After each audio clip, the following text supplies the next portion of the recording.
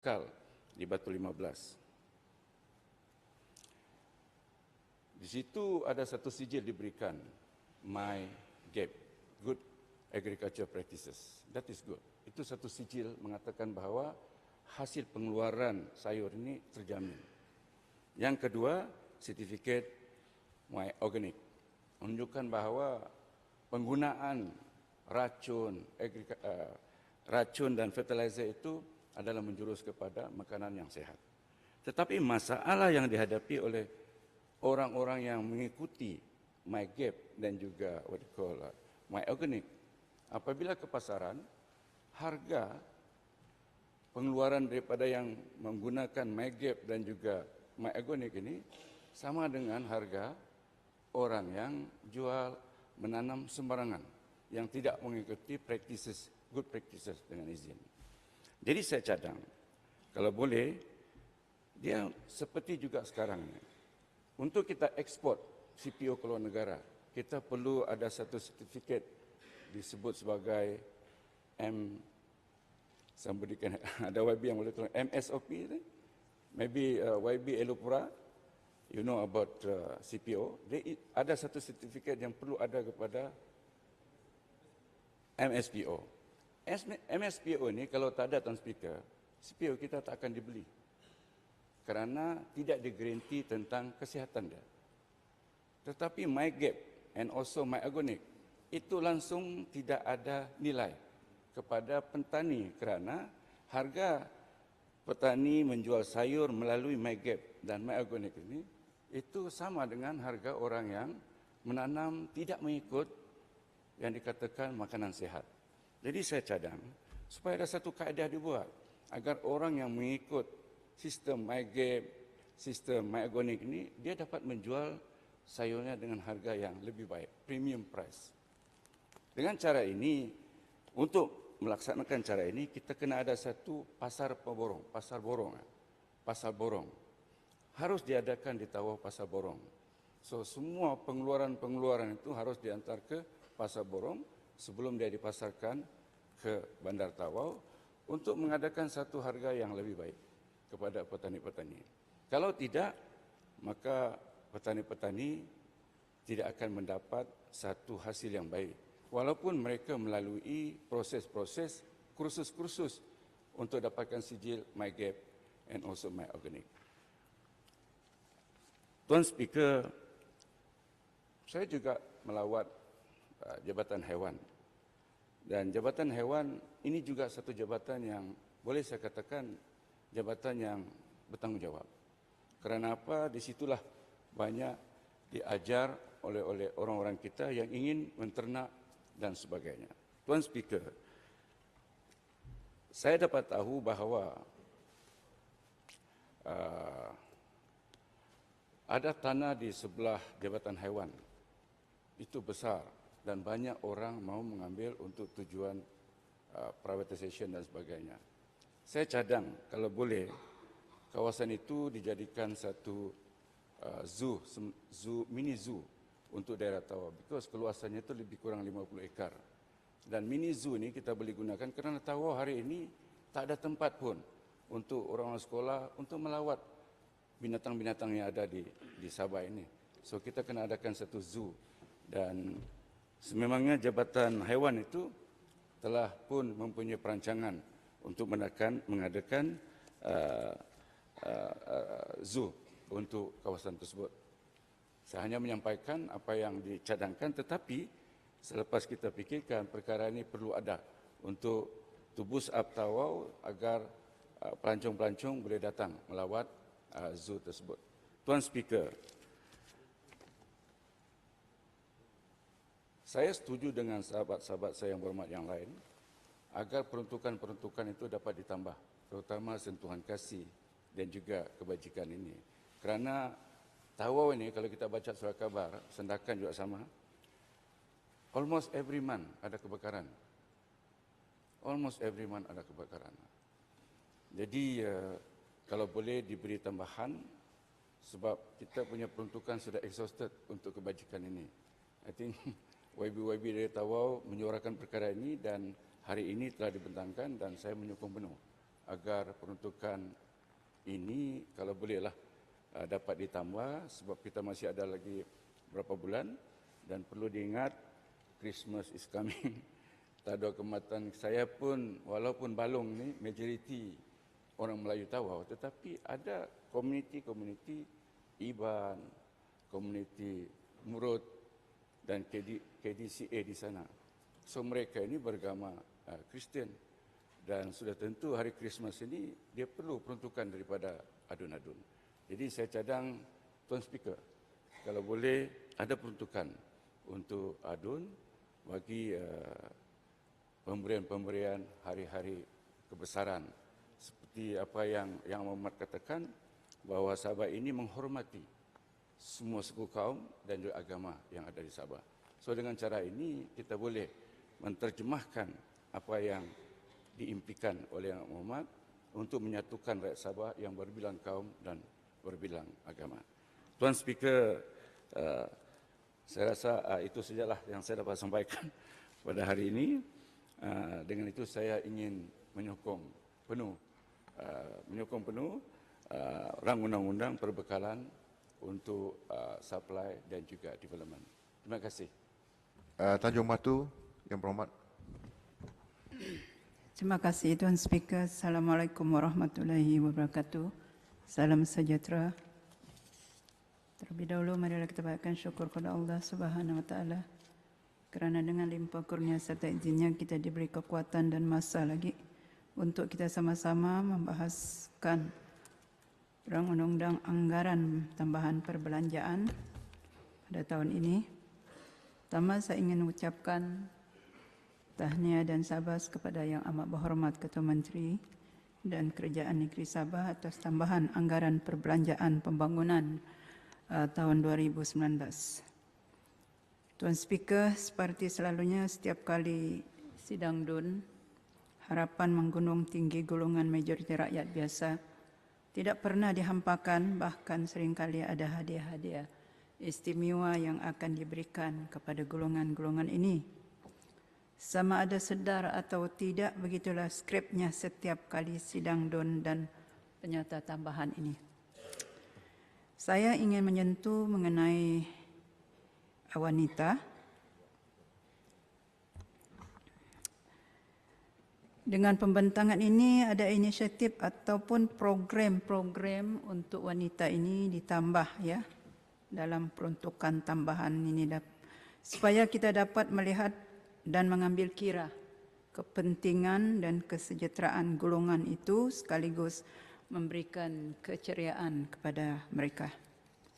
Dalam membangunkan modal insan yang berdaya saing dan mempunyai ketahanan diri dengan melahirkan wanita yang berilmu dan berwawasan dan mempunyai daya kreativiti dan inovasi serta menghayati nilai-nilai murni, apa yang diharapkan dalam untuk memperbanyakkan lagi program-program untuk wanita.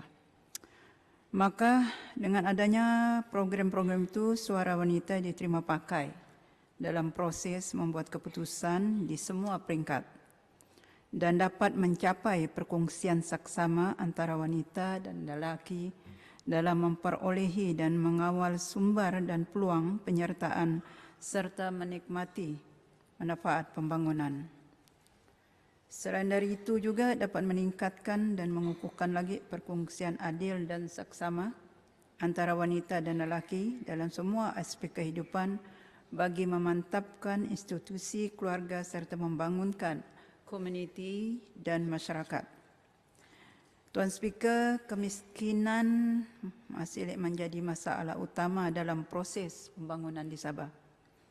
Maka dengan itu, untuk bagi menangani masalah ini, saya percaya pihak kerajaan dapat membangunkan pelbagai sektor bagi meningkatkan taraf sosioekonomi komuniti supaya dapat meningkatkan pendapatan dan menghapuskan kadar kemiskinan tegar. Keperluan-keperluan yang harus diberi perhatian serius ialah keperluan keluarga miskin dan miskin tegar harus bersedia dan sanggup berusaha memajukan diri sendiri agar kesejahteraan hidup mereka ini bertambah, baik di samping pihak kerajaan memainkan peranan penting untuk memajukan penduduk yang berada dalam kemiskinan. Oleh itu, penambahbaikan program yang lebih terancang dan terkawal perlu dilaksana supaya masalah kemiskinan ini dapat diatasi. Apa yang diharapkan dengan adanya tambahan perbelanjaan ini, kita dapat menyelesaikan masalah-masalah rakyat dan dapat memberi banyak program-program untuk wanita. Selain dari itu, saya ingin menyentuh sedikit di kawasan saya mengenai air. Kampung Sungai Udin masih belum memperolehi air bersih sepenuhnya. Mereka masih bergantung harap kepada syarikat-syarikat di kawasan itu. Begitu juga Kampung Kelabakan, bila hujan, loji air ini tidak dapat berfungsi. Alasannya banjir dan dimasuki air. Dan selain dari itu juga, baru-baru ini ada kebakaran di kawasan Tanjung Batu. Saya ucapkan juga tahniah dan sabar kepada pihak bomba yang cekap datang ke sana. Cuma masalahnya ada pilih-pilih bomba yang tidak dapat diselenggarakan. Bila saya bertanya dengan pihak bomba bahwa tidak ada lagi peruntukan untuk menyelenggarakan pilih-pilih bomba ini di kawasan-kawasan. Jadi dengan adanya, saya harap juga dengan penambahan budget ini dapat diambil serius, sebab kawasan Tanjung Batu ni terlalu banyak rumah yang terlalu rapat-rapat. Jadi harap perkara ini diambil serius. Dan selain dari itu, tahun yang lalu pihak Pelkra telah pun memberi baik pulih rumah sebanyak 40 buah rumah tahun lalu, tetapi sampai tahun ini belum lagi dapat dibayar kepada kontraktor walaupun kerja-kerja itu sudah pun selesai dibuat. Saya menyokong kepada rakan-rakan yang lain untuk penambahan sentuhan kasih. Seperti kita maklum, Hari Raya Korban tinggal berapa hari lagi, permintaan sapi begitu banyak, dan harga sapi pun bukannya murah, dan kami pun tidak dapat macam mana melayan permintaan-permintaan semua ini. Jadi, yang Maha Hormat dapatlah menambahkan peruntukan sentuhan kasih ini. Untuk kita bukan hanya kepada Raya Korban, tetapi kepada masalah-masalah rakyat yang memerlukan lagi. Itu saja yang dapat saya sampaikan. Yang lain-lain itu sudah disampaikan oleh rekan-rekan yang lain. Saya ingin mengambil kesempatan ini untuk kepada rakan-rakan yang beragama Islam, selamat menyambut Hari Raya Korban. Dengan itu saya mohon menyokong. Sekian, terima kasih. Yang berhormat Adun Dirantik Keningau. Terima kasih Tuan Speaker. Terima kasih kerana memberi saya ruang dan peluang dalam membahaskan Rang Undang-Undang Perbelanjaan Tambahan 2019. Saya ingin menyentuh ada beberapa poin di sini, Tuan Speaker. Yang pertama adalah berkenaan dengan S54, iaitu Jabatan Hal Ehwal Anak Negeri.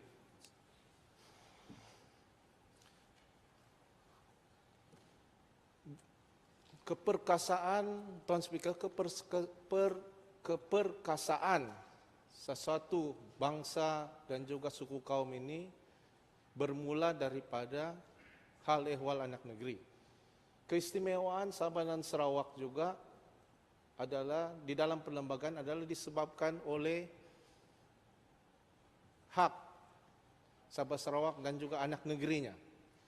Oleh yang demikian, ini saya berpendapat, Tuan Speaker, agar sedikit penambahan disalurkan ke Jabatan Hal Ehwal Anak Negeri, memandangkan di kawasan pedalaman masyarakat di sana, terutamanya kawasan KDM, masih lagi berpegang kepada undang-undang adat yang mana terdapat banyak kes yang didengar oleh wakil-wakil ketua anak negeri dan juga ketua anak negeri. Sebagai contoh, kawasan Bingkur yang mana Mahkamah Anak Negeri di kawasan Bingkur ini telah ditubuhkan sejak, kalau saya tidak silap, sejak zaman British. Dan sudah sampai masa dia kalau yang berhormat Menteri melawat di kawasan Bingkur, kita boleh jadikan kawasan itu, bangunan itu sebagai bangunan antik sudah. Dan apa yang terjadi, the maintenance, dengan izin, bangunan itu adalah hasil kerja gotong royong masyarakat setempat. Jadi dengan itu saya mohon agar perkara ini dilihat, agar undang-undang adat dan juga Mahkamah Anak Negeri, terutamanya di kawasan pedalaman ini, dapat diperkasakan. Yang berhormat, Yang berhormat, ada perkataan antik tadi. Mungkin kalau saya boleh berikan sedikit pandangan, heritage. Heritage, yes. Dalam bahasa Malaysia, Warisan. ya. Jadi kita bikin tempat heritage. Itu yang dia maksudkan. Ya, itu yang dimaksudkan. Yes. Dan kedua, Tuan Speaker, adalah dari segi pelancongan. Mungkin Laluan ni yang Terima kasih, Datuk Speaker, rakan saya Adun Dilantik. Pertama, saya ingin menyokong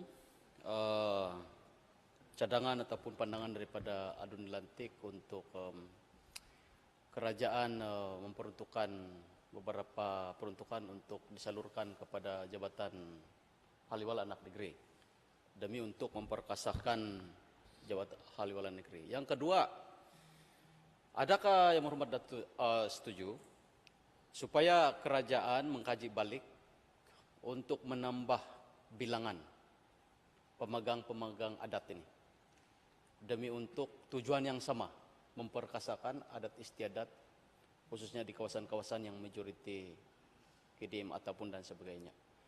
Kerana saya masih ingat kali terakhir kerajaan negeri membuat penyelarasan ataupun kajian menambah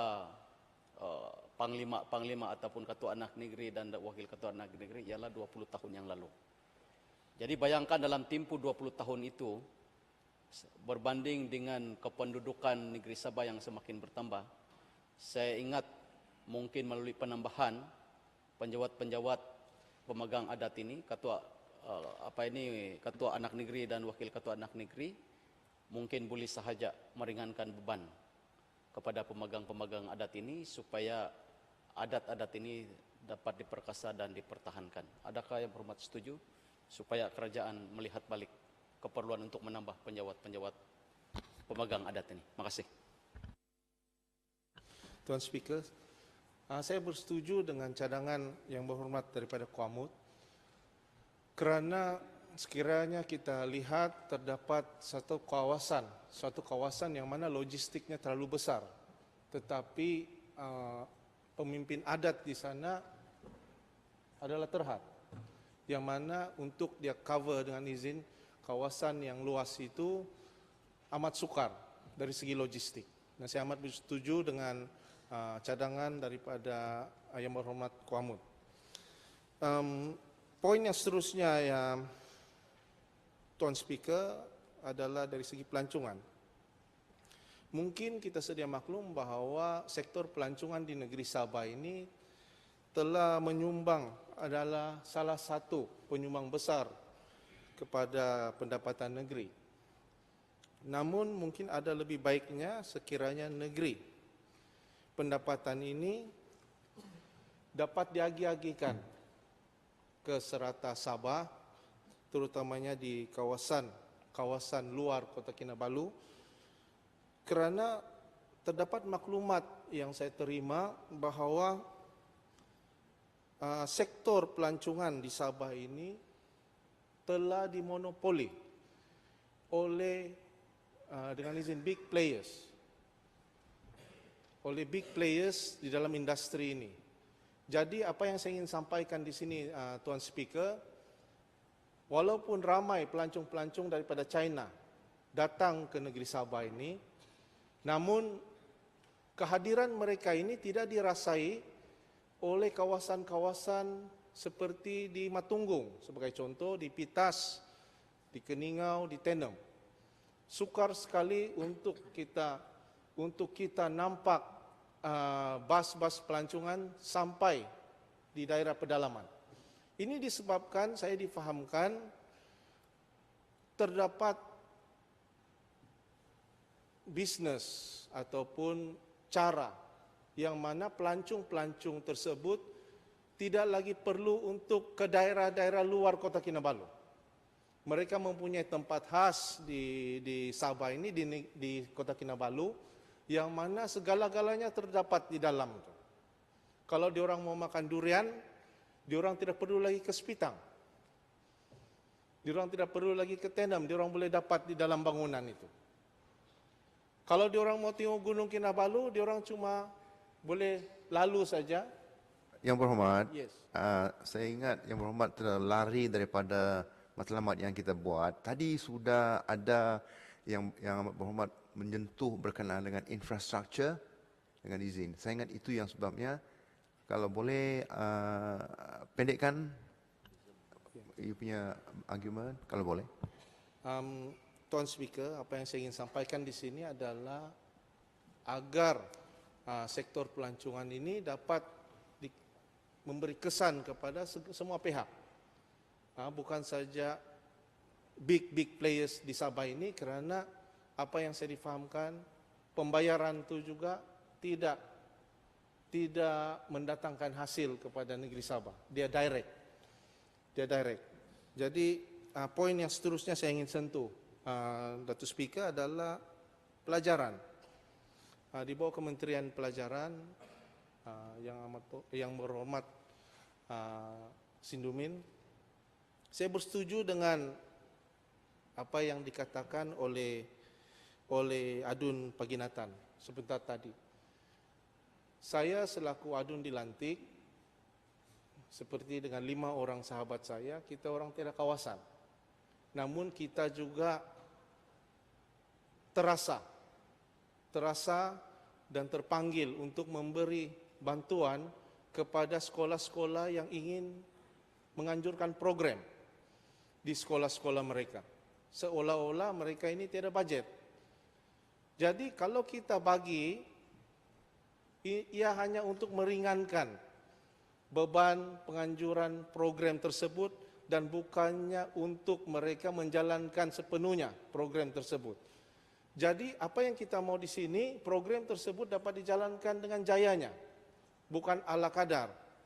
Namun sekiranya bantuan ataupun bajet tidak diberikan, maka program tersebut yang mana saya difahamkan memang baik untuk para pelajar, tidak dapat dijalankan dengan sempurna kerana dia ala kadar. Sebagai contoh, YB hanya bagi beberapa ratus saja ikut kemampuan. Jadi saya mohon agar Kementerian Pelajaran ini juga diberikan bajet tambahan untuk melihat program-program yang walaupun kecil tetapi amat bermakna untuk sekolah-sekolah di kawasan pedalaman.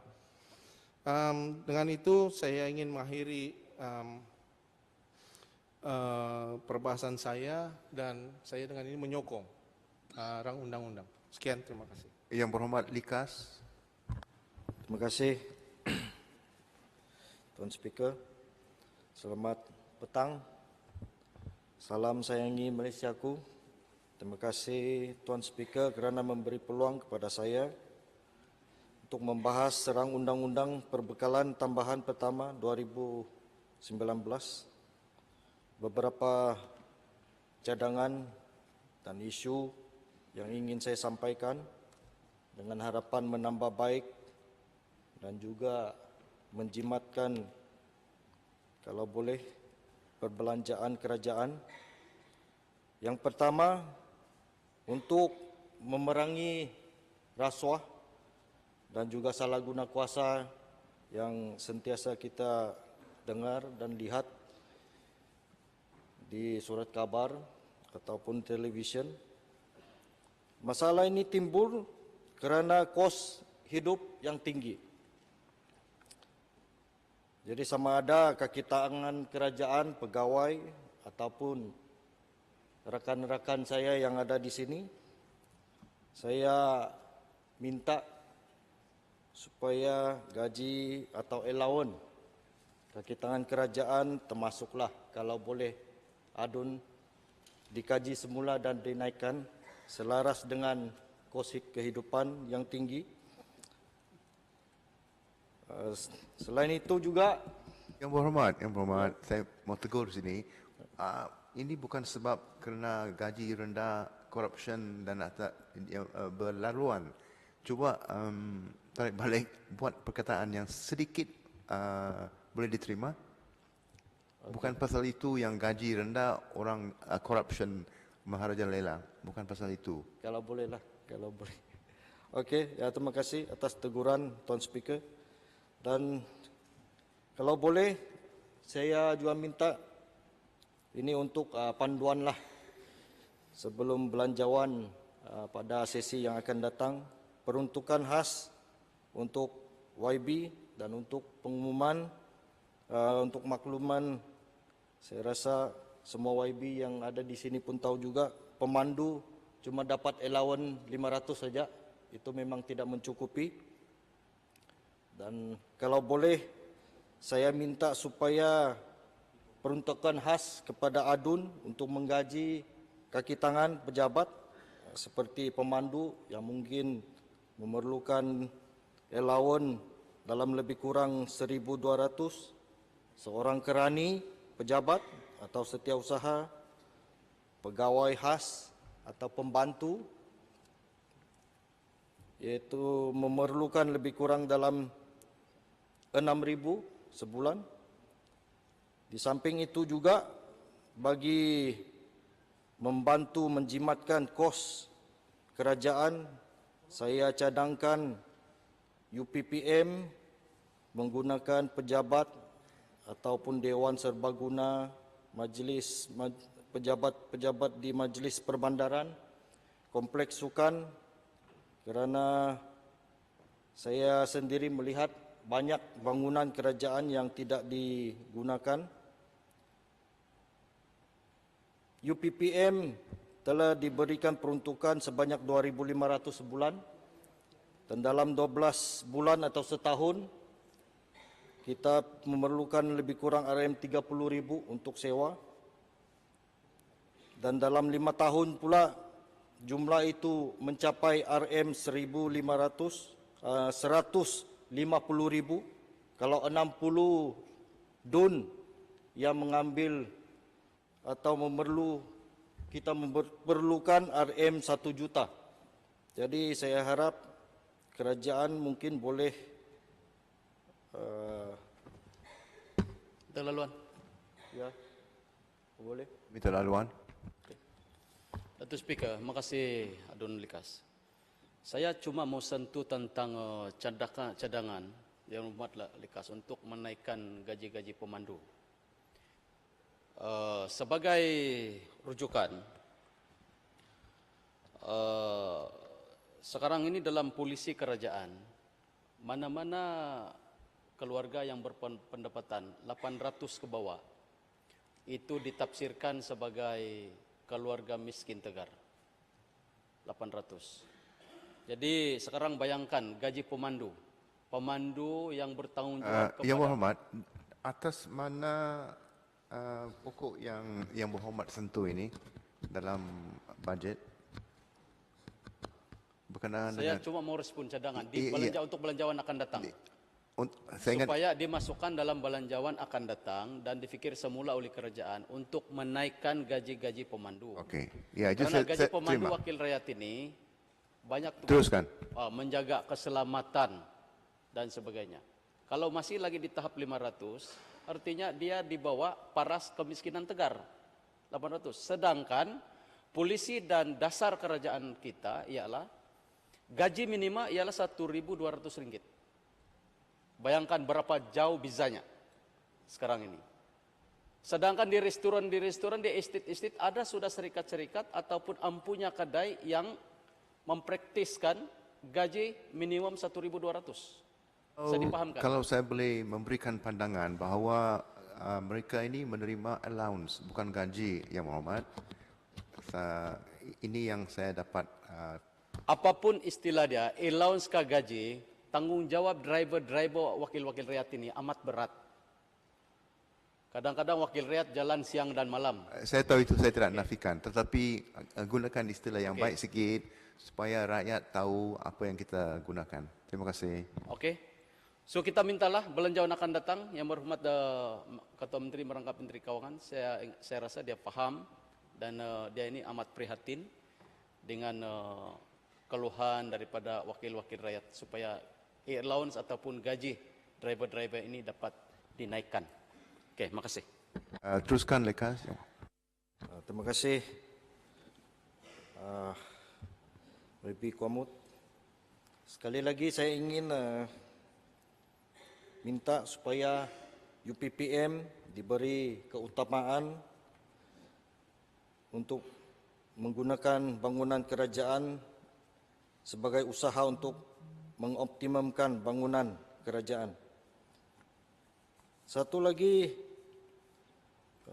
permintaan dari saya juga, di kawasan bandar ini saya sebagai adun di kawasan bandar sudah tentu memerlukan seorang kaki tangan yang mempunyai kemahiran dan pendidikan tinggi, sekurang-kurangnya ijazah untuk menggaji seorang penyelidik. Lagipun memang tujuan utama UPPM ialah untuk menumpukan perhatian kepada pembangunan dan juga usaha untuk mengesan, memperbaiki dasar-dasar kerajaan dan bukan sekadar menyelesaikan aduan awam. Isu yang kedua ialah pencegahan lebih baik dari mengubat. Dulu DAP untuk membantu orang kampung dan juga rakyat di kawasan pendalaman, kami mengadakan kamp perubatan. Dan saya rasa usaha ini berkesan dan juga murah bagi membantu rakyat-rakyat ataupun penduduk kampung. Ini juga membolehkan kita memberi kesedaran dan mengesan lebih awal penyakit berbahaya dan juga barah, dan sekurang-kurangnya keperluan atau peralatan klinik dan hospital yang memerlukan belanja yang tinggi boleh dikurangkan dengan mengesan penyakit-penyakit lebih awal. Begitu juga dengan adanya perubatan tradisional dan ubat tradisional, dan seperti yang diperkatakan oleh Ketua Menteri, bagi memajukan atau mengutamakan industri hiliran atau downstream, usaha atau penggunaan atau penghasilan ubatan tradisional melalui atau menggunakan tumbuhan-tumbuhan boleh membantu orang kampung dan juga mengurangkan keperluan perubatan atau ubat-ubat yang mahal dengan mengurangkan kos Kementerian Kesihatan. Dan bagi isu yang ketiga, isu air, saya juga minta Kementerian Pembangunan Infrastruktur untuk menyediakan lebih banyak tangki air dan juga loji rawatan air yang menyebabkan beberapa kali masalah atau isu putus bekalan air di kawasan saya sendiri. Saya harap dengan adanya tangki dan loji perawatan air ini isu atau masalah bekalan air ke kawasan bandar ataupun pekan-pekan lain, tempat-tempat lain boleh diselesaikan dengan lebih baik. Dan yang terakhir, isu setinggan. Terima kasih juga kepada Menteri Kerajaan Tempatan dan Perumahan kerana mengambil berat isu perumahan rakyat. Saya tahu isu setinggan ini memang amat sukar untuk diselesaikan, dan seperti yang telah saya maklumkan kepada Dewan Yang Mulia ini, terdapat lebih kurang 40 koloni setinggan di kawasan KK, termasuklah kawasan Sepanggar dan juga di Kepayan. Jadi saya harap penyediaan kebajikan dan perumahan kepada warga negara dipercepatkan bagaimana mengatasi masalah setinggan. Penempatan baru jika boleh diwujudkan bagi memastikan masalah sampah, air, bekalan elektrik dan sistem kumbahan dapat dikurangkan. Itu saja daripada saya. Saya mohon mencadang. Terima kasih. Menyokong. Terima kasih. Yang Berhormat Watunggung. Okey, terima kasih Yang Bahagia Tuan Speaker. Saya ingin mengambil bahagian di dalam perbahasan enactment perbekalan tambahan pada petang ini.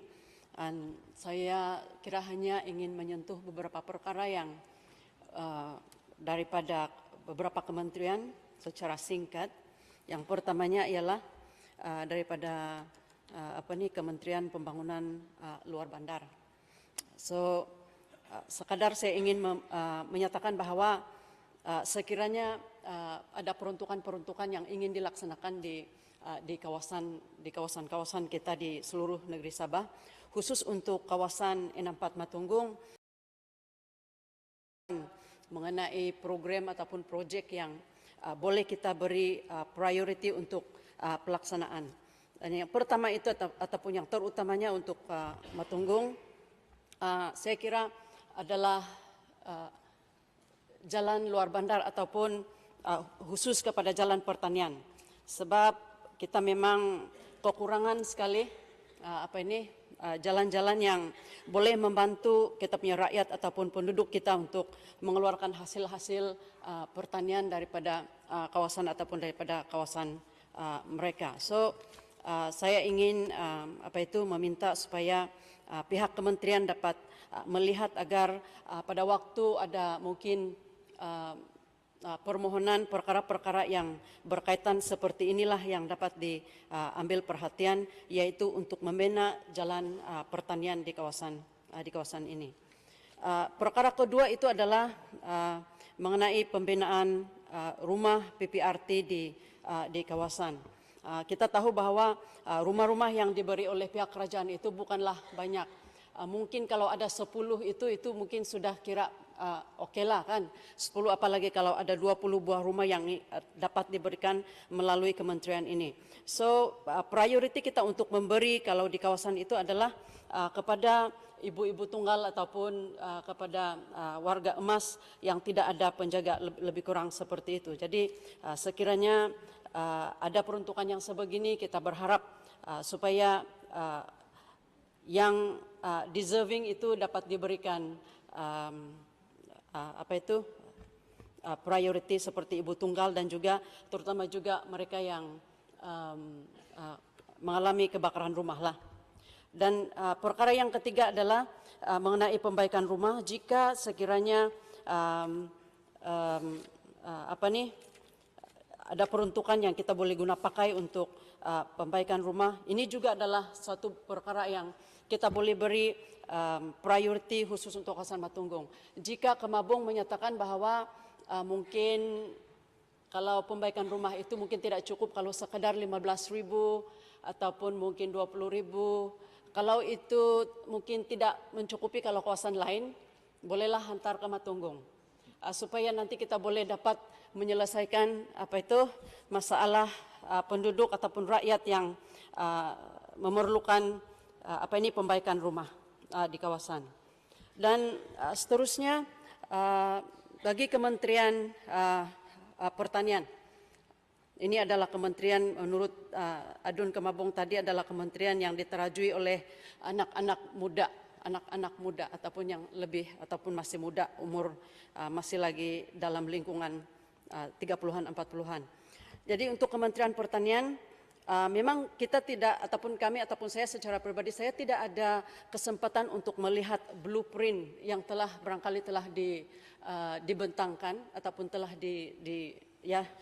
dikeluarkan, tetapi saya ingin meminta ataupun ingin mencadangkan supaya sekiranya ada perkara ataupun ada inisiatif yang ingin dilaksanakan di kawasan, khusus untuk kawasan saya di Matunggung, saya ingin mencadangkan supaya ini program untuk meningkatkan pengeluaran bahan makanan, khususnya kelapa ataupun pisang, ataupun mungkin tanaman lain seperti durian kah lebih kurang begitu, itu mohon supaya kawasan ini dapat diambil kira, karena kita tahu kalau di kawasan luar bandar itu secara kita penduduk ada ataupun rakyat ada tanah yang boleh kita tanam. Kalau kita boleh sediakan 1 ataupun 2 ekar, itu memang saya yakin bahwa kebanyakan penduduk ada. Dan kalau kita dapat bekerja sama untuk menggalakkan rakyat kita untuk terlibat di dalam kempen untuk mengusahakan tanah itu, saya yakin kita boleh buat progres khususnya untuk menambahkan pendapatan rakyat kita di kawasan. Dan I think yang terakhir mengenai khususnya untuk di Kementerian Pembangunan Infrastruktur, saya kira saya juga telah menyentuh mengenai keperluan jalan raya di kawasan, dan itu saya kira kementerian ini telah juga mengambil kira perkara itu yang telah juga saya sentuh sebelum ini, dan saya berharap agar proyek untuk melaksanakan jalan-jalan baru itu khususnya menaik taraf jalan-jalan sedia ada, jalan raya, jalan luar bandar yang di bawah selenggaraan pihak CKR ini, saya berharap ini dapat dilaksanakan. Sebab kalau kita boleh menyelesaikan perkara ini, perkara menaik taraf jalan luar bandar, maka saya yakin kita boleh meningkatkan taraf hidup penduduk dan seterusnya dapat meningkatkan kesejahteraan rakyat di luar bandar. Saya kira itu sahaja. Saya berharap dengan tambahan peruntukan yang kita dapat luluskan pada hari ini, kita dapat menggunakan ini sepenuhnya untuk kebaikan rakyat di kawasan kita masing-masing. Sekian, terima kasih, saya mohon menyokong.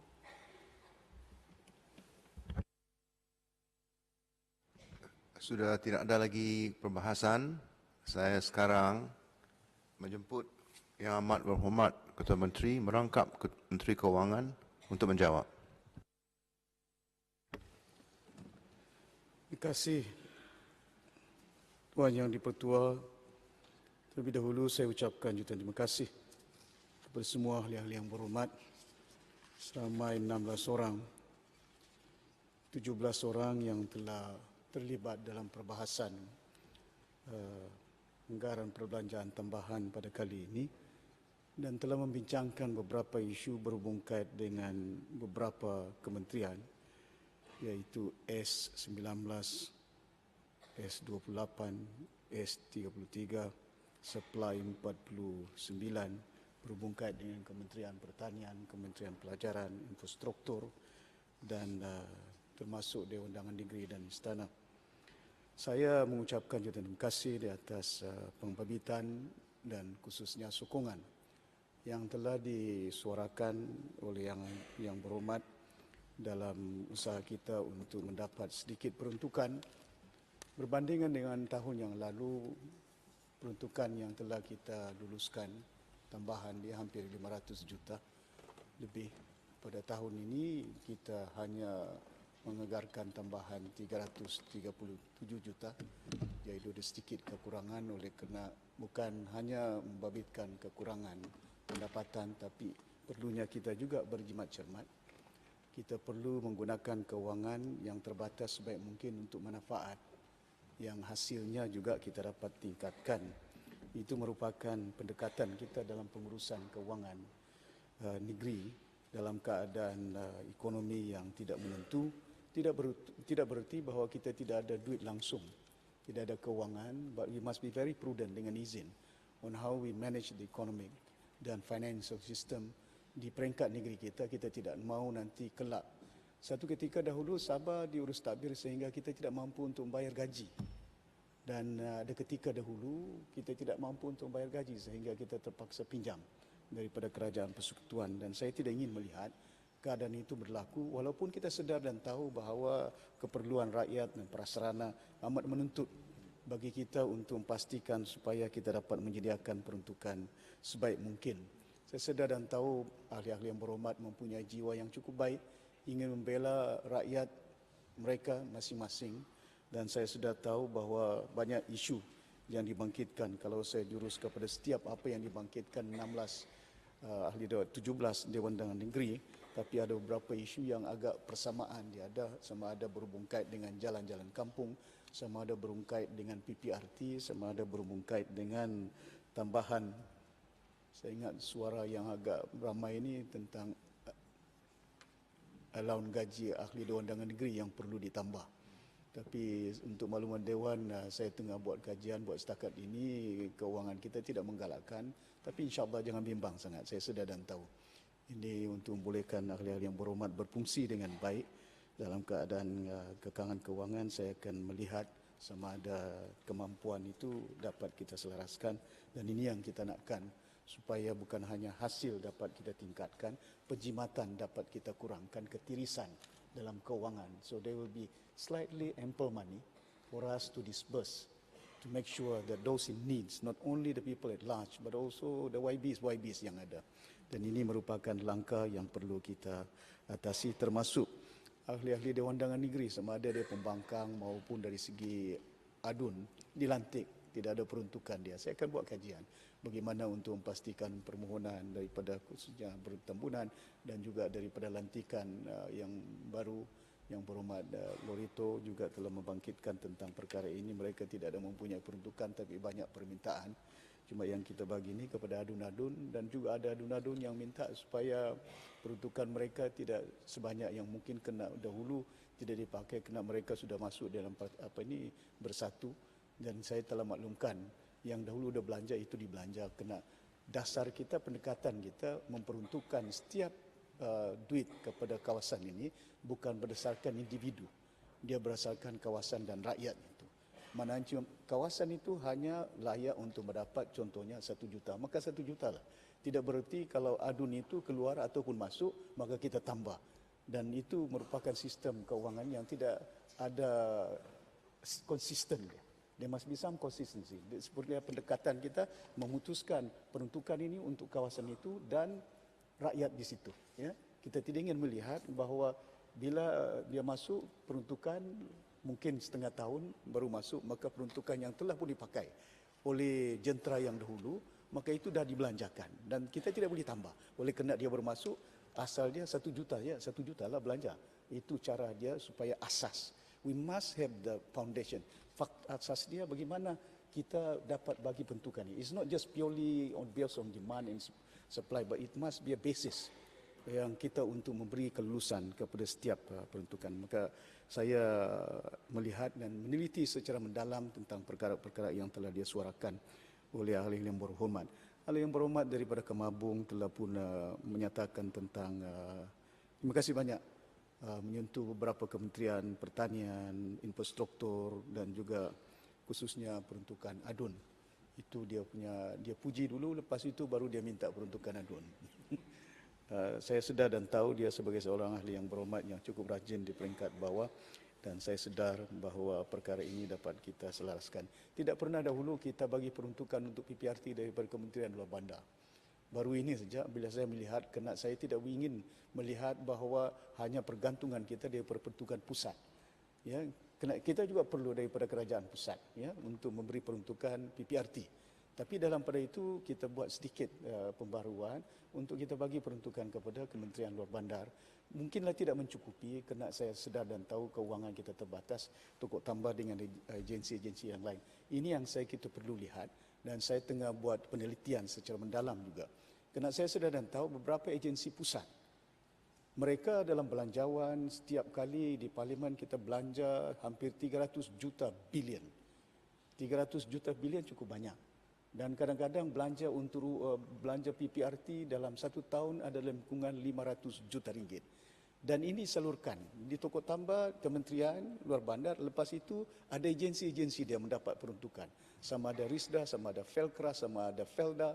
Ini agensi-agensi telah sedia dengan peruntukan dia. Cuma saya ingin melihat, kalaupun agensi ini berada di negeri Sabah, apa yang penting kepada kita boleh memberi manfaat, memberi peruntukan. We allow them to be in Sabah. Itu yang kita nakkan. Tapi kalau ianya kehadiran mereka sehingga menjejas ordinance kita kena review ataupun kita batalkan bidang kuasa negeri Sabah, ini kita tidak kendaki. Apa yang penting kepada kita, kehadiran mereka seperti juga di negeri-negeri lain untuk membawa kemajuan. Dan kita tidak mahu bahawa agensi-agensi seumpama ini hanya berada di peringkat semenanjung. Dan ini sudah pun berada. Contohnya RISDA kita ada, Felkra ada, dan juga ada beberapa agensi-agensi yang lain telah minta kepada kementerian-kementerian yang terbabit. Kita boleh terima mereka hadir. Cuma mungkin dari segi bidang-bidang kuasa, sama ada bagi tanah, ini perlu penelitian secara mendalam. Tidak bererti setiap projek yang kita lakukan menggunakan kewangan kerajaan persekutuan, maka tanah kita akan bagi. Tidak. Semestinya kita hanya memerlukan peruntukan. Kemungkinan ada sektor-sektor yang cukup penting, kerana dia ada continuity dia, ya, recurrent kind of dari segi keperluan. Contoh macam hospital, Dewan Negara hospital kita boleh bagi. Dia nakkan universiti ataupun sekolah, kita boleh bagi geran tanah, kerana mereka maintain sehingga seumur hidup kita. Tapi setengah-setengah pembangunan itu kemungkinan tidak perlu untuk diberi secara permanent. Cuma kita bagi mereka ditempatkan kemudahan itu, dan kita boleh salurkan peruntukan-peruntukan ini ke peringkat negeri Sabah ini. Ahli Dewan dan Negeri Kemabung telah banyak membangkitkan, insyaAllah, dari segi prasarana, dari segi PPRT, dari segi bantuan. Ini akan kita ambil perhatian yang berat. Dari segi isu juga dibangkitkan berhubung kait dengan blueprint, dan tadi yang berhormat daripada Metunggung juga bangkitkan tentang blueprint pertanian. Untuk makluman Dewan Yang Mulia ini kita belum lagi lancarkan. Cuma yang berhormat Menteri Pertanian ni agak gairah sikit, dia cepat sikit. Dia saya maklumkan kita perlu lihat secara mendalam. It is there, ya. Dan kita belum lagi bawa ke peringkat Kabinet Negeri. Cuma saya telah menerima beberapa pembentangan dan itu belum diputuskan secara muktamad dia. Cuma yang penting kepada kita, saya perlu halusi. Kerana saya nakkan supaya konten pendekatan blueprint ni, it must be very comprehensive, holistic in nature, it must be downstream. Saya tidak mahu nanti besok sebahagian besar daripada resources kita, contohnya macam getah yang ada, semuanya raw kita ekspor, getah. Contoh macam pertanian, kelapa sawit, semuanya CPO yang kita ekspor. Kenapa tidak kita gunakan downstream, di mana ada peluang pekerjaan? Saya ingat ini perlu diteliti secara mendalam. Mana sektor pertanian yang kita boleh melihat? Contohnya macam makanan, produk-produk dia. Saya pergi Tambunan. Bila saya lihat di Tambunan, saya melihat keadaan itu cukup subur, cukup sesuai. Bukan hanya halia dia, tapi bambu dia. Contohnya, di situ produk bambu yang ada, kita boleh gunakan bukan hanya sebagai chopstick, perabot yang ada, berbagai-bagai. Yang boleh ada kegunaannya dan yang boleh membantu masyarakat kita di sektor itu. Di Tenom contohnya, kita mempunyai pamelo yang terkenal di Malaysia. Pamelo ini salah satu tarikan. Saya lihat bahawa dengan izin Tuan Speaker, I think it's the best in the world. Pasal saya pun banyak menjelajah ke banyak negara dan saya selalu suka makan buah-buah. Dan saya cuba bagaimana pamelo yang ada. Di Tenom ni, there's a uniqueness of this fruit yang ada. Yang perlu kita exploit to the maximum, can benefit the people di kawasan itu, bahkan juga di tempat-tempat lain. Termasuk dari segi contoh macam saya sebutkan halia. Itu yang saya telah umumkan. There must be a central collecting body di Tambunan itu. Pasal apa? Banyak orang kampung yang tanam halia tapi tidak tahu dijual mana. Kadang-kadang mereka tidak ada cara untuk proses. Ada satu dua yang mampu untuk proses, turn into honey, madu, halia ataupun produk-produk gula-gula. Kita belum rasa gula-gula halia, tapi kandungan halia ini cukup baik untuk tubuh badan kita. Sebenarnya banyak kajian yang telah dibuat untuk kesihatan. Halia is one of the most important things yang kita boleh gunakan, kita boleh manfaatkan untuk tubuh badan kita. Maka dengan itu perlu bagi kita untuk pastikan supaya produk-produk pertanian seperti yang disebutkan tadi, saya akan rangkumkan dia dalam kerangka blueprint yang kita akan lancarkan tidak lama lagi, ya, untuk memastikan supaya there must be a comprehensive pendekatan kita dalam melaksanakan sektor pertanian ini. Yang berhormat daripada keranahan juga telah membangkitkan tentang isu berhubung kait dengan sektor pelancongan, iaitu departure fee levy yang ada. Dan untuk makluman yang berhormat daripada keranahan, sebenarnya Kerajaan Negeri Sabah tidak dia bawa berunding. Kita tidak bawa berunding tentang isu ini, dan saya telah minta dengan yang berhormat Menteri Pelancongan look into the detail part of it, tapi saya dipahamkan itu pun belum digazet, belum ada lagi keputusan maklumat yang tepat bagaimana levy ini dilaksanakan. Tapi yang penting dia bagi kita dalam Majlis Kewangan Negara, saya telah bangkitkan jawatan kuasa itu dipengerusikan oleh Yang Amat Berhormat Perdana Menteri tentang pemberian balik kepada negeri-negeri yang ada hubung kaitnya dengan sektor pelancongan. Ini juga terbabit dengan isu-isu 40% seperti yang dibangkitkan oleh Yang Berhormat daripada Tambunan, iaitu berhubung kait dengan 40% di mana sebahagian besar daripada hasil sektor pertanian, sektor pelancongan ini harus dikembalikan kepada negeri-negeri yang ada. Ini telah diputuskan. Itu sebagai dasar. Di peringkat Kabinet Pusat dah putuskan 50% of the collection dengan izin must be returned back to the state. Like Sabah, kita tahun ini telah diberi peruntukan cuma 12 juta saja. 12 juta daripada 50 juta. Jadi saya bangkitkan. Sektor pelancongan merupakan sektor yang terbesar ketiga di negara kita mendapat hasil. It cannot be 12 million, 50% of 12 million.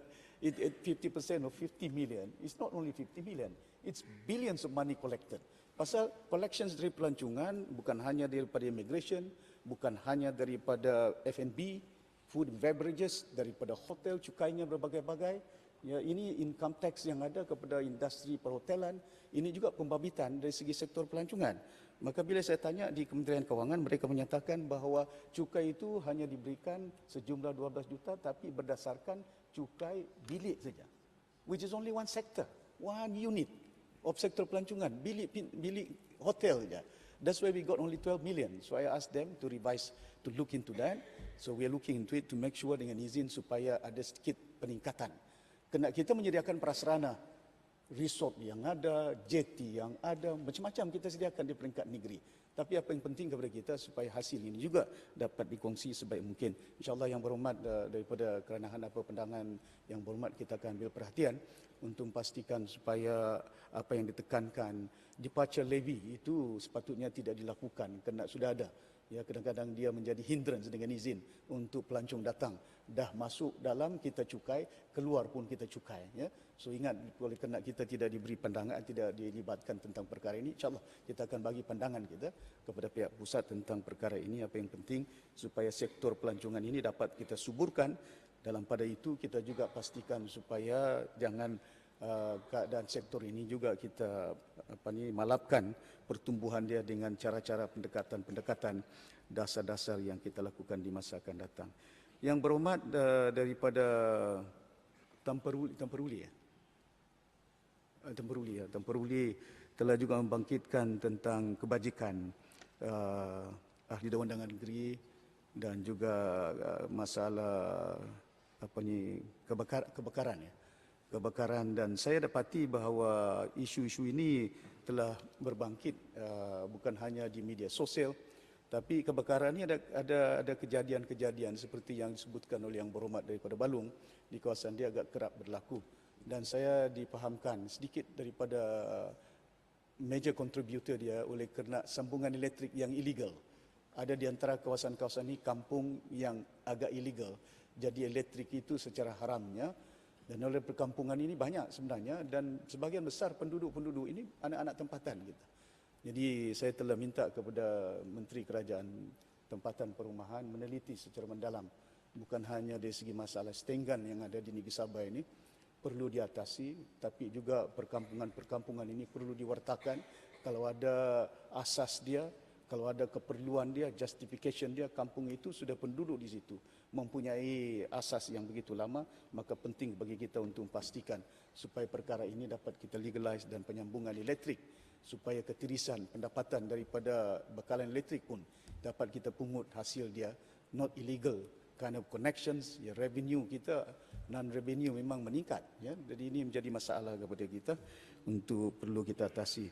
Dan juga yang berhormat Tan Peruli bangkitkan tentang masalah pelantikan ketua-ketua kampung. Saya juga bangkitkan untuk maklumat yang berhormat di peringkat kabinet tentang isu ini, dan saya minta kita akan percepatkan sedikit, bukan hanya pelantikan mereka, gaji yang ada perlu diselesaikan, dan saya ambil berat tentang perkara ini untuk dapat diatasi secepat yang mungkin, jangan dilambatkan sehingga 3-4 bulan orang tidak ada gaji menjadi masalah dengan kita.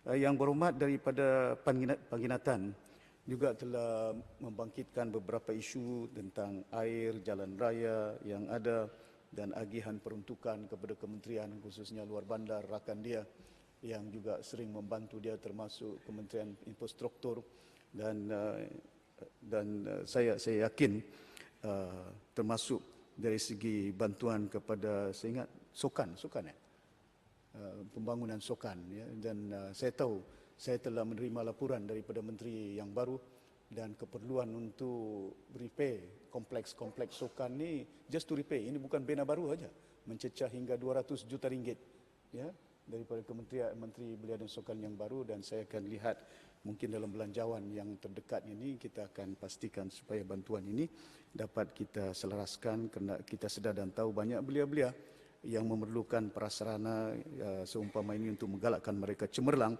dan juga di samping itu belia-belia generasi muda yang tubuh badan mereka sehat. Yang berhormat daripada Penginatan juga membangkitkan tentang sijil-sijil kelulusan daripada institusi yang berada di peringkat Negeri Sabah. Tapi kita telah tekankan pendekatan kita, whatever courses yang dianjurkan di peringkat Negeri Sabah perlu ada pengiktirapan dia. Kerana ini penting bagi kita. Kita tidak mahu nanti besok pelajar-pelajar yang mempunyai diploma, lepas itu mereka keluar daripada institusi itu, satu, dia tidak ada diiktiraf, tidak dapat peluang pekerjaan. Yang keduanya, mereka tidak boleh menyambung pelajaran sehingga ke peringkat degree yang ada. Ini merupakan satu pendekatan, maka dengan itu kita wujudkan Kementerian Pelajaran dan Inovasi, semata-mata untuk memastikan bukan kita nak buat pertindihan peruntukan peranan Kementerian Pusat dengan Kementerian Negeri, cuma kita nak komplement. Polisi pendidikan negara kita kekal mengikuti dasar nasional kita. Cuma di peringkat negeri we complement dan we play the role. Kerana saya ingin kita realisasikan bahawa human capital di peringkat negeri Sabah merupakan satu faktor yang cukup penting. Resources yang ada sudah banyak, boleh disebutkan semuanya. Sama ada gasnya, sama ada minyaknya, kelapa sawitnya, sama ada emasnya, sama ada biji timahnya. Daripada awal, di Ranau kita mempunyai biji timah, koper. Masih ingat yang berhormat, kita masih lagi pegawai kerajaan. Waktu itu pemerintahan yang dahulu daripada Jepun. Tidak tahu apa benda yang mereka ekspor. Tidak tahu berapa konten emas yang telah dikeluarkan daripada negeri Sabah ini. Yang kita tidak tahu hasil sepatut kita perolehi. Dan ini yang kita perlukan, human development yang ada di peringkat negeri, jangan diambil ringan. Dengan itu saya sedar ada yang menyuarakan tentang perlunya kementerian ini beri peruntukan yang mencukupi. Tapi saya sedar dan tahu kita perlu selaraskan mana yang we complement, kita sediakan peruntukan. Mana dasar kerajaan pusat untuk buat sekolah, kerajaan pusat. Itu tanggungjawab kerajaan pusat. Tanggungjawab kerajaan pusat bagi gaji. Kita tidak mau pertindihan. Kita juga buat sekolah, dia buat sekolah. Untuk peruntukan buat sekolah, pusat buat. Yang mana peruntukan lebihan, kita komplement. Sama ada tajam beasiswa, sama ada antar anak-anak kita dalam bidang-bidang tertentu, supaya human capital ini akan dapat kita develop sebaik mungkin. Yang berhormat daripada Kuamud juga membangkitkan tentang isu-isu yang agak sama tentang projek-projek di peringkat luar bandar. Dan saya mengucapkan jutaan terima kasih kepada Yang Berhormat Kuamud yang telah membangkitkan dan beberapa cadangan yang beliau telah ajukan, khususnya berhubung kait dengan hubungan kerajaan persekutuan dan negeri. Ini merupakan langkah yang perlu kita pertingkatkan supaya hubungan ini dapat kita eratkan. Dalam hubungan itu juga kita kena tahu there must be a red line di mana hak kita, tuntutan kita, it must be there. Tapi hubungan ini perlu kita eratkan. Ini must be a very clear way of doing things in life. Doing the right thing. Kalau tidak kita salah. Ya, kita tidak mau sebagai sebuah negara kita terpisah. Dan ini akan boleh menjejaskan bukan hanya keselamatan, bukan hanya keadaan pembangunan, kemajuan yang ada, tapi kita perlu pastikan seperti yang saya sebutkan, kita galakkan agensi-agensi pusat berada di negeri Sabah. Tapi jangan atas kehadiran mereka, kita perlu hapuskan undang-undang dan kuasa hak negeri Sabah. Itu tidak boleh. Ya, seperti ordinans tanah, ordinans yang lain, ini perlu kita kekalkan. Ini yang saya perlu ada penjelasan ya dalam usaha kita untuk mengeratkan hubungan dengan kerajaan pusat. Alhamdulillah saya dapati bahawa Yang Amat Berhormat Perdana Menteri pada kali yang kedua ini banyak juga bila saya duduk semeja dan dah mendengar banyak tentang rayuan dan juga rungutan kita tentang beberapa isu berhubung kait dengan MS63. Kita dah beberapa kali adakan mesyuarat. Yang Berhormat Menteri Perdagangan juga turut hadir dan banyak lagi Setiausaha Kerajaan Negeri, Peguam Negeri. Ada beberapa isu yang telah kita selesaikan, termasuk pengurusan contohnya pulau-pulau yang ada di peringkat negeri Sabah dah pun diserahkan. Contohnya juga bekalan elektrik, kuasa elektrik dan gas ini telah pun dikembalikan kepada negeri Sabah dan ada beberapa isu lagi. Cuma kita perincikan itu akan dibincangkan di peringkat jawatan kuasa teknikal, termasuk Yang Berhormat daripada Tambunan tadi bangkitkan 40%. There's a technical committee chaired by EPU, Kementeri. Itu untuk kita halusi dan kita akan bawa kepada steering committee dan kita akan pastikan bahawa apa yang kita nakkan seperti yang disebutkan dalam perjanjian kita 40% daripada hasil di negeri Sabah ini yang dipungut perlu dikembalikan. Tapi bagi kita perkerajaan negeri juga, saya telah minta Kementerian Kewangan untuk memperincikan what are the collection, how much is the collection yang ada. Detail itu kita pun tidak tahu. Yang tahu sama ada custom, sama ada income tax, sama ada kementerian-kementerian lain, dan ini perlu diperincikan secara detail ya, yang boleh kita buat perbandingan. Maka dengan itu kita boleh putuskan how much is of 40%. Is it 100 billion? It is berapa 300 billion of that collections every year, kita tidak tahu. Ini yang perlu kita perincikan. Saya dah bagi arahan dengan dua badan, Kementerian Kewangan dan EPU negeri untuk memastikan supaya we have a strong ground untuk kelak nanti menuntut hak dari segi apa yang telah kita perjanjian kita dalam MS63, termasuk royalti minyak. Dan ini Yang Amat Berhormat Perdana Menteri dah pun dalam mesyuarat yang terbaru telah kita bincangkan, saya bersekali dengan Yang Amat Berhormat Ketua Menteri Sarawak akan memperincikan perkara ini dalam bantuan kita untuk pastikan supaya bantuan kepada negeri khususnya Sabah dan Sarawak sebagai kedua-dua wilayah ini akan dapat merealisasikan dari segi hasil perolehan daripada gas ataupun petroleum ini dapat kita perolehi setimpalnya seperti apa yang kita lakukan selama ini. Yang Berhormat daripada Kiulu telah juga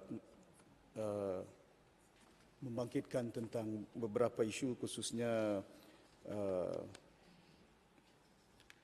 belanja untuk istana, iaitu sebahagian itu adalah merupakan keperluan untuk pembayaran yang dahulu pun dan sebahagiannya ialah keperluan kita untuk membayar dari segi medal-medal, kena kos pun dah meningkat. Ya, kadang-kadang kita tidak sedar dan tidak tahu kos medal-medal ini tidak bererti bila ada perbelanjaan ini akan banyak dapat pinggat tahun ini, tidak. Asas dia masih kita kekalkan. We are very selective, ada yang telah berjasa, ada yang telah kita bagi sumbangan, maka pinggat itu kita perlu atasi. Dan di samping itu ada sedikit perbelanjaan kerana peranan yang tuan yang terutama agak berlainan pada pemerintahan kali ini dengan dahulu, kena kerajaan yang baru kita nak kendaki supaya tuan yang terutama sebagai ketua negeri kita perlu memainkan peranan yang lebih ke depan untuk memastikan supaya bukan hanya institusi itu ya kita dapat hormati tapi berfungsi dengan baik Maka dengan itu sedikit peruntukan tambahan untuk mereka, emolument, gaji, allowance ke sana ke sini untuk memastikan supaya perkara ini dapat kita atasinya. Yang berhormat daripada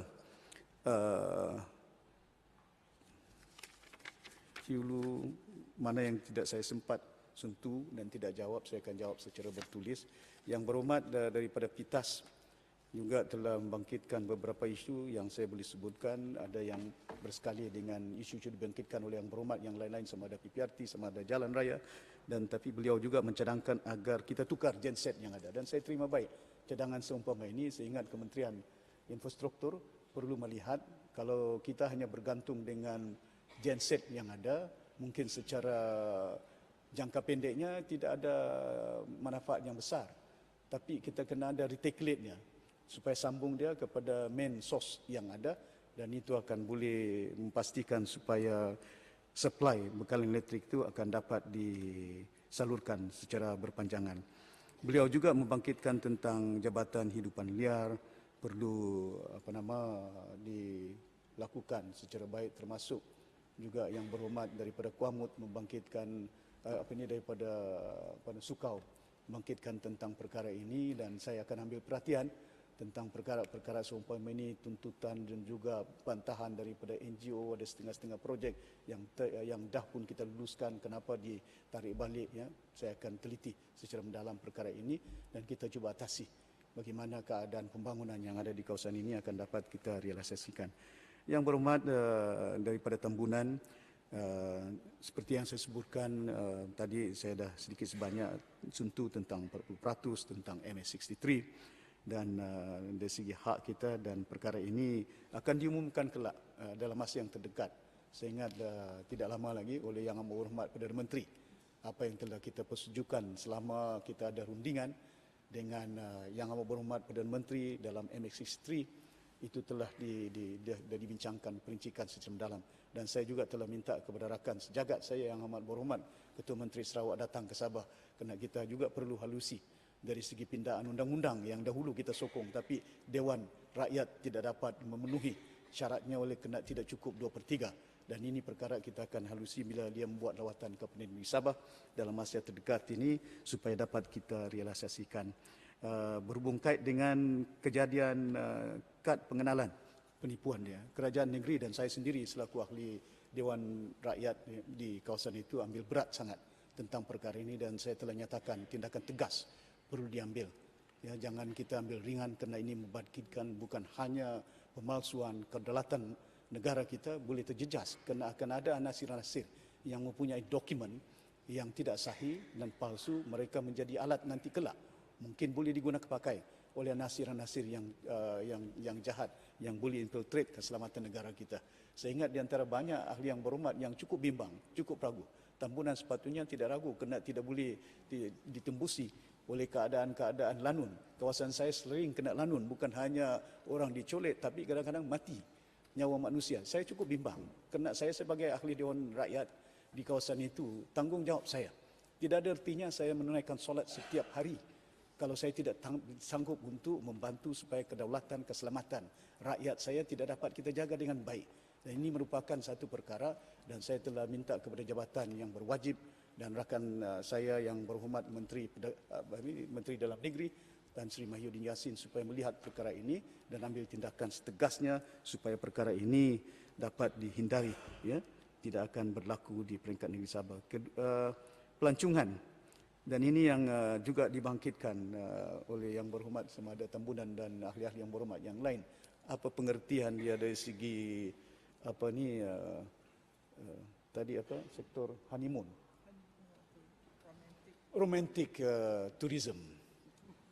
It's a very romantic tourism. Cuma saya yang ini sebenarnya bukannya apa, kita ingin melihat bahawa Sabah ini bukan hanya menjadi satu pusat tempat di mana pelancong datang sekali, tapi bila dia datang sekali menjadi ingatan seumur hidup dia. This is the place where they spend. This is the place where they went. Dia kahwin di sini, lepas itu dia nampak bagaimana keadaan dia. Tapi kita perlu banyakkan tourism produk yang ada. Jadi tourism produk ini perlu kita tambah. Tidak boleh bergantung hanya dengan keindahan pulau-pulau yang ada. keindahan Gunung Kinabalu yang ada. Tidak ada artinya hanya mereka merasa sejuknya Kinabalu, tempat dia, ataupun ada buah-buah di situ, ada tempatnya. We must adapt to it. Kita kena tambah baik.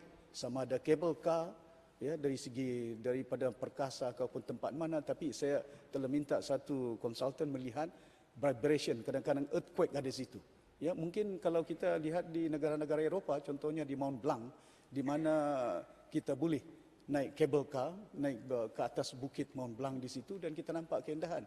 Itu sebahagian daripada tarikan pelancong. Contohnya kalau kita boleh lakukan satu cable car daripada Kota Kinabalu ke Pulau Gaya di situ.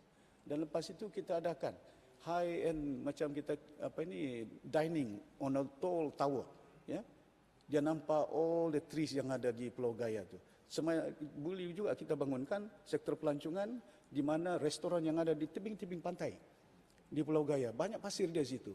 Create a tourism place, ya, infrastructure yang membolehkan orang, contoh bila ada kahwin daripada Sabah Convention Center yang akan siap tidak lama lagi, lepas itu dia boleh honeymoon tempat resort di Pulau Gaya, dia makan dengan melihat pulau-pulau yang ada, itu menjadi ingatan mereka. This is what Menteri Pelancongan, saya ingat harapan kita untuk memastikan supaya what do you call it, romantic tourism. Saya pun baru dengar romantic tourism tu. Cuma sebenarnya kita telah bincang bagaimana untuk membanyakkan produk-produk pelancongan yang ada di kawasan ini. Yang berhormat daripada ingat yang minta maaf kena catatan saya ni agak tidak. Saya sudah duduk sini hampir 3 jam. Saya keluar sekejap, saya pergi tandas. I want to take, I'm very concerned and I want to take personally jot down what have you raised supaya saya tahu dia menjadi peringatan saya kelak bila nanti belanjawan yang akan datang. Yang berhormat daripada Sukau juga telah membangkitkan tentang isu yang telah saya sebutkan dan kita putuskan di peringkat kabinet tentang IKASI.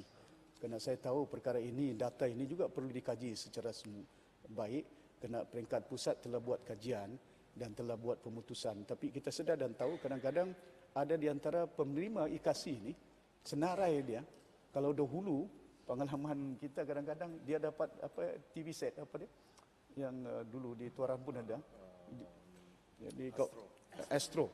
Dan kadang-kadang bila mereka dapat, rupanya orang ni sudah ada Astro di rumah dia.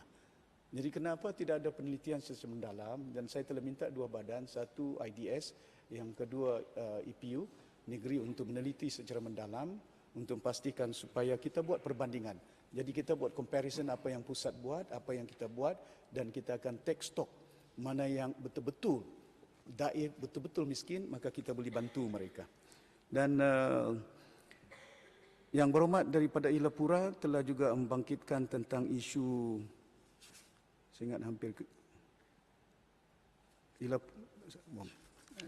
turn the wrong page. Ya.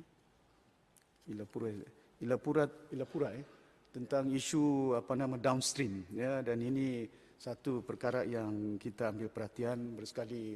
Ahli berhormat daripada Balung bila saya buat lawatan ke sawit Kinabalu semalam dan saya melihat bahawa ini merupakan satu perkara yang perlu kita manfaatkan. Kita tidak mahu nanti besok kita hanya ekspor CPO ke luar negeri ataupun kita hantar dia ke Semenanjung, tapi di peringkat negeri Sabah kita perlu manfaatkan. It can be convert into cooking oil, kita boleh convert into soap, sabun, candle, banyak sebenarnya. Bukan setakat itu, bila saya buat lawatan semalam di Tawau di kawasan Balung dan saya melihat bahawa tempat ini mempunyai keupayaan. Sawit Kinabalu ada dia punya, telah mereka berbagai-bagai, ada dia punya Tambadau punya truk. Tambadau truk, name is Tambadau, bukan pasukan bola Sabah, tapi dia truk tu boleh pick up buah kelapa sawit, tandan buah tu dengan mechanization yang ada. Cuma saya nyatakan oleh kerana dia cost less to take it up, to yield itu boleh kita pick up and put into the lorry. Yang ini merupakan langkah yang baik dalam keadaan sektor kelapa sawit plantation yang begitu mencabar. Kita perlu reduce kita punya cost, satu. Keduanya kita perlu tingkatkan produktiviti kita dan ini boleh mengatasi keuntungan kita. Kalau tidak, productivity pun tidak dapat kita tingkatkan, kos pun meningkat kerana dia menggunakan tenaga manusia yang mungkin gaji mereka tinggi, allowance mereka tinggi, maka ini boleh menjejaskan keupayaan kita untuk meneruskan sektor plantation seperti kelapa sawit ini berterusan. Tapi saya setuju bahawa kita tidak perlu hapuskan dari segi sektor ini, tapi saya galakkan supaya jangan tanam kelapa sawit lagi. Sudah memedai mencukupi tanah yang sedia ada dengan kelapa sawit yang ada. Di negeri Sabah, we are the second biggest dari segi penanaman kelapa sawit di negara kita. Jadi sudah mencukupi, kita perlu manfaatkan tanah-tanah yang ada untuk kita gunakan tanaman-tanaman yang mungkin bukan hanya tanaman contohnya hardwood. Saya mendapat laporan daripada seorang saintis yang menyatakan bahawa hardwood ini boleh ditanam dalam jangka masa 10 tahun, 15 tahun. And you can harvest kayu ini. Dia punya saiz mungkin tidaklah besar sangat, tapi kita boleh harvest. Maknanya kita boleh tebang dia. Dan ini merupakan satu langkah yang perlu kita lihat. Kena kita menuju ke arah reforestation. Climate change is coming, kita perlu tingkatkan keupayaan kita dari segi mengawal environment, green, seperti yang saya sebutkan dalam pembentangan tadi. Kita tidak mahu semuanya sampai gajah pun keluar dari hutan. Kenapa? Makanan tidak mencukupi. Itu yang saya telah gelakkan dengan Menteri Pelancongan dan juga alam sekitar untuk pastikan tanam durian di hutan. Tanam buah-buah pisang di hutan. Jangan hanya tanam di kampung-kampung, nanti gajah datang. Kena gajah tidak cukup makan di hutan. They also mankind, they also creator of God. Yang perlu pembelaan, perlu bantuan daripada kita. Kita dah ambil kawasan-kawasan tanah mereka. Kita dah tebang pokok-pokok yang ada. Tapi mereka di mana mereka datang? Keluar nak cari makan. Sehingga banyak kawasan-kawasan di Ladatu, di Tongon, itu yang gajah bertumbung dengan masyarakat. Lepas itu kita bunuh gajah itu. Dia bukan termasuk universiti, bukan, dia tahu ini tanah dia ada sijil, ada geran tanah orang. Tidak ada geran tanah. Tapi kita kena selaku kerajaan, selaku pimpinan, we must have the capacity in our heart. Bukan only the mind, tapi kita juga perlu memelihara makhluk ini sebagai insan, sebagai ciptaan Tuhan, bukan hanya untuk kepentingan kita. Kalau di tempat-tempat lain, gajah ini digunakan sebagai tarikan pelancong di Thailand, di banyak tempat. Tapi kita sedar dan tahu di kawasan kita, seperti apa yang dibahaskan tadi oleh Ahli Perumahan, sebahagian daripada gajah negara jiran kita ambil, lepas itu ambil dia punya horn dia, ya, jual. Dan ini sepatutnya tidak berlaku kepada kita. Dan saya telah minta kepada Kementerian Pelancongan dan juga alam sekitar mengenal pasti satu kawasan yang mencukupi untuk kita letakkan hidupan-hidupan liar ni di satu kawasan yang boleh terkawal, yang boleh kita jaga dengan secara baik berskala besar. Kawasan itu untuk membolehkan kita bukan hanya menjadi turisme produk kita, tapi juga untuk seperti yang saya katakan, itu sebahagian daripada tanggungjawab kita selaku kerajaan dan juga manusia untuk membantu binatang-binatang seumpama ini untuk hidup berterusan. Ya. Jadi satu kes yang berlaku, contohnya kita ada rhinos, the only rhinos yang ada. Lepas itu sakit dan left over with one. Tapi saya minta supaya perkara ini diatasi. Kalau boleh cari dia punya, cuma kita punya rhinos ni is a male. Dia tidak ada female dia. Jadi tidak ada kawan dia. Dan saya telah minta supaya Yang Berhormat Menteri Pelancongan go to Indonesia, work it out. Kerjasama dengan Indonesia, the male, mungkin the female rhino yang ada di Indonesia, we can make use of that to make sure that kita ada kita boleh produce rhinos yang akan datang generasi di peringkat. This is the only last one yang ada di peringkat negeri Sabah. Dan kita perlu, di Malaysia actually, dan ini perlu dijaga dengan baik.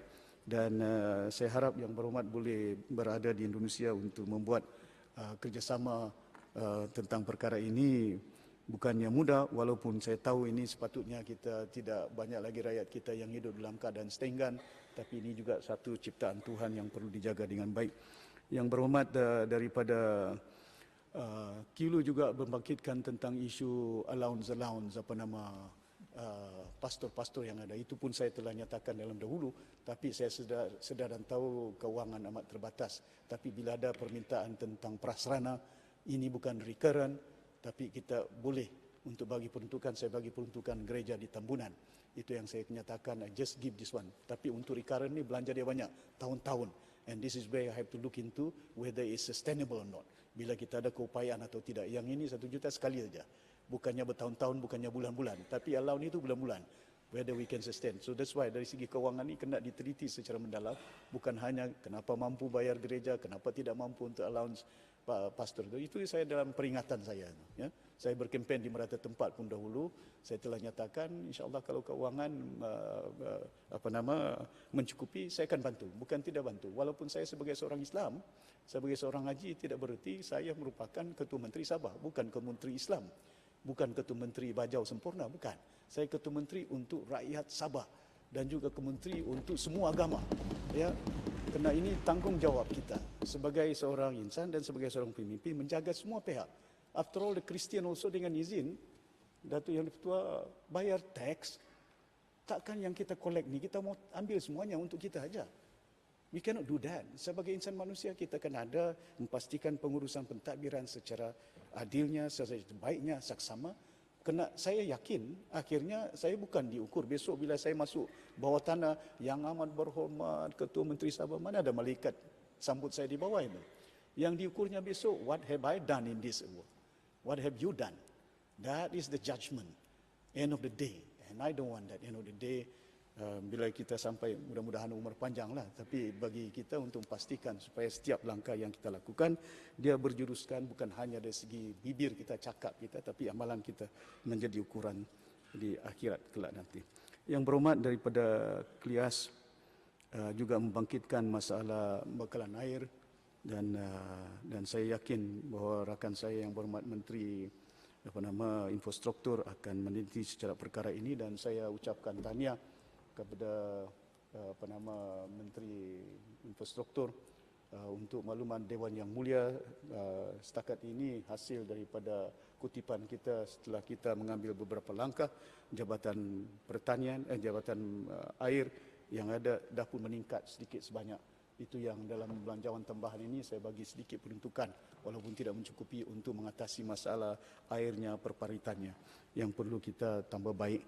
Dan yang berhormat daripada Balung dah saya sebutkan dari segi downstream dan kebakaran yang berlaku, dan ini kena seperti yang saya nyatakan tadi, itu masalah di antara masalah yang perlu diatasi. Kena connection, illegal connection dari segi elektrik yang ada, ini perlu kita atasi. Dan di samping itu kekerapan dia agak berlaku, dan saya telah minta supaya pasukan keselamatan meneliti secara mendalam apa di antara penyebab-penyebab, dan kita akan cuba atasi masalah ini. Yang berhormat daripada Tanjung Batu juga telah membangkitkan tentang peranan wanita dan juga bina insan. Sememangnya ini merupakan salah satu perkara yang menjadi keutamaan kepada kita untuk memastikan supaya ianya dapat ditambah baik. Dan saya yakin hampir keseluruhan apa yang telah dibangkitkan oleh ahli yang berhormat, sama ada daripada Likas, juga daripada Ilapura, dan semua kawasan yang ada telah bangkit untuk membahaskan isu ini. Mana perkara yang saya tidak sempat untuk menjawab secara lisannya, dan kita akan jawab secara bertulis kelak nanti untuk memenuhi supaya apa yang dikehendaki oleh ahli yang berhormat ini akan dapat dipermaklumkan. Jadi sekali lagi saya ingin mengambil kesempatan ini untuk mengucapkan jutaan terima kasih kepada yang berhormat yang telah menyertai perbahasan pada sidang kali ini, dan juga saya ingin melafazkan terima kasih atas sokongan yang diberikan untuk membolehkan kita dapat melaksanakan tanggungjawab kepada rakyat negeri Sabah. Sekian, terima kasih. Ahli-ahli yang berhormat, masalahnya ialah bahawa rang undang-undang itu dibacakan bagi kali yang kedua sekarang. Ahli-ahli yang bersetuju, katakan bersetuju. Yang tidak bersetuju, katakan tidak. Lebih suara bersetuju, usul dipersetujukan. Rang Undang-Undang Perbekalan Tambahan Pertama 2019-2019. Yang amat berhormat Menteri Kewangan, peringkat jawatan kuasa hari apa? Yang Ketua hari ini. Baiklah, sila cadang.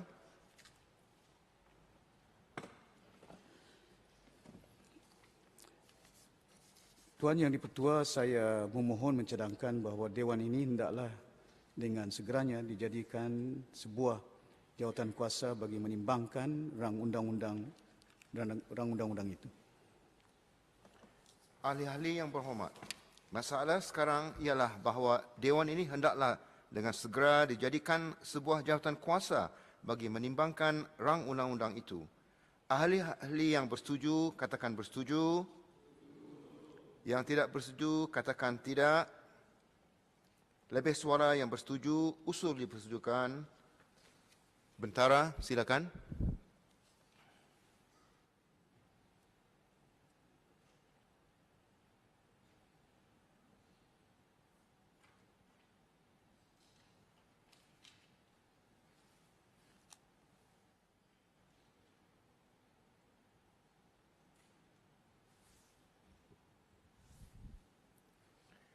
Ringkasan jumlah anggaran-anggaran ada dinyatakan dalam kertas CMD 1 tahun 2019 dan CMD 2 tahun 2019.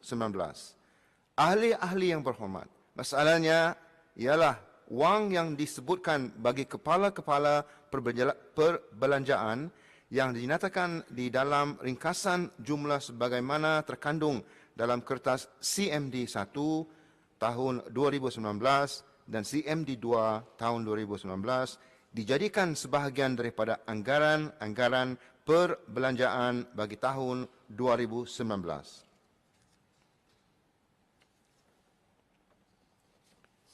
Ahli-ahli yang bersetuju, katakan bersetuju.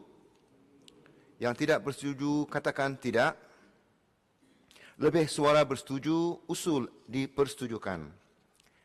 Ahli-ahli yang berhormat, masalahnya sekarang ialah wang sejumlah 337,423,659 ringgit hendaklah diberikan kepada kerajaan di bawah kepala-kepala perbelanjaan bagi perkhidmatan awam yang dinyatakan di dalam anggaran-anggaran perbelanjaan bagi tahun 2019 seperti yang terkandung dalam kertas CMD 1 tahun 2019 dan CMD 2 tahun 2019.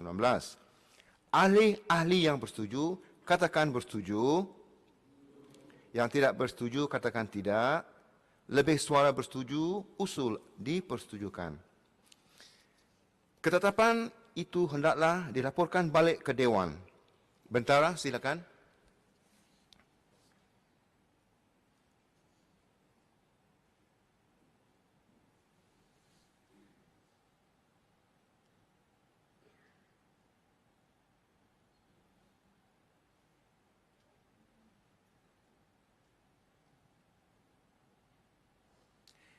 Yang berhormat Menteri Kewangan, silakan. Tuan Yang Dipertua, saya ingin melaporkan di Dewan ini bahawa rang undang-undang itu telah pun dipertimbangkan dalam jawatan kuasa dan telah diputuskan tanpa ada pindaan.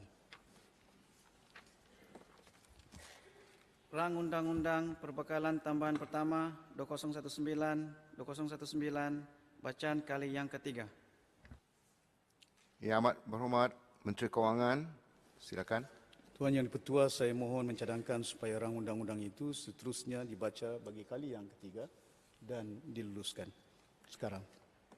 Ahli-ahli yang berhormat, masalahnya ialah bahawa rang undang-undang itu dibacakan bagi kali ketiga dan diluluskan sekarang. Ahli-ahli yang bersetuju, katakan bersetuju. Yang tidak bersetuju, katakan tidak. Lebih suara bersetuju, usul dipersetujukan. Enactment Perbekalan Tambahan Pertama 2019.